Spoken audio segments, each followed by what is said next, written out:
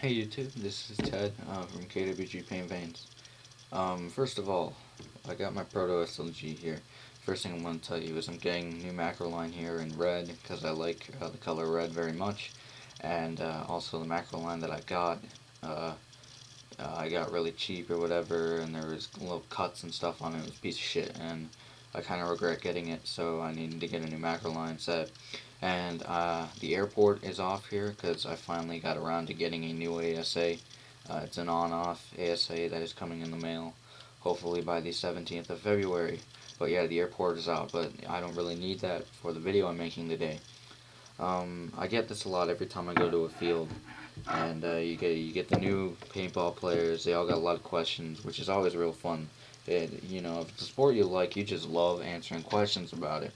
I mean, that's what you do. You hate answering questions about stuff like math and shit at school, but when it comes to paintball, you just love being the person who knows their shit. So, um, first things first. What ramping is it's a type of sort of a like a perk almost on a on a paintball gun. Pretty much what it does is it increases the ROF of the gun, or the rate of fire that the gun is shooting at once the shooter meets the specifications that are programmed in the board. Um, in other words, the shooter has to do specific things or get above a specific amount of trigger pulls per second before the gun starts going into what is called ramping. Now, ramping most commonly is thought of as making the gun shoot full auto or something. That is not the case.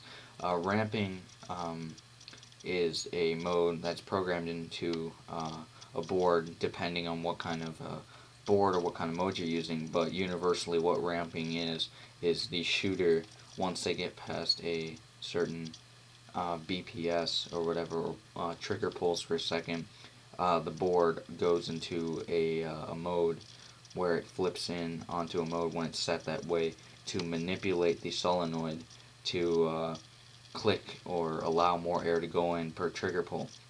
So with PSP3 shot, once a shooter gets past 3 trigger pulls and maintains 1 trigger pull per second, then the board, as soon as that is maintained, the micro switch sends a signal, goes through the wire, it sends a signal right down to the board, and the board sends a signal all the way up to the solenoid that says that's pretty much the shooter is maintaining a 1 trigger pull per second, um, maintaining that. Therefore, for every trigger pull now, we are going to manipulate the solenoid or the sear or whatever to, rather than allowing 1 ball to exit the barrel per trigger pull, to allow 3 balls to exit per trigger pull. So if you went 1, 2, 3 ramp, and you kept ramping and you were going 1, 2, 3, you wouldn't be shooting 1, 2, 3 balls. You'd be shooting 3, 6, 9 balls at one time. I'll give you a little demonstration of what that looks like. As you're going to notice, the first 3 trigger pulls are going to be semi, and then it's going to go right into PSP3 shot. And that means, and if you stop maintaining that trigger pull, then it goes right back into semi, and you gotta keep maintaining that 1 trigger pull per second. With this ramping or manipulation of the solenoid on there, every trigger pull counts for 3 balls. So if you were, going at about 13 balls per second, if you could move your fingers that fast, and you had your gun, and your gun can shoot that fast. I don't imagine it ever could, but if it could shoot that fast, rather than 13 balls per second, you would be doing 13 times 3 balls per second. So that's how it goes on. So uh, essentially, what goes on with the ramping is it multiplies how many balls exit the gun per trigger pull as soon as the shooter meets a required trigger pull per second. In PSP, it's at least 1 trigger pull per second, and then it goes into 3 shot burst per trigger pull, and it cannot go over 12 live balls per second. And in Millennium mode, I believe it's the 2008 rules put into here. It's you have to maintain a like 5, maybe 8 trigger pulls per second before it starts to ramp, and NXL is 1 trigger pull per second, and then on the third trigger pull, the shooter can hold down the trigger and it'll shoot full auto at whatever BPS it's been capped at. In my opinion, NXL is a fun mode to be shooting in the backyard or making a video with, but I honestly think that it shouldn't be used in tournaments. It doesn't take any skill at all.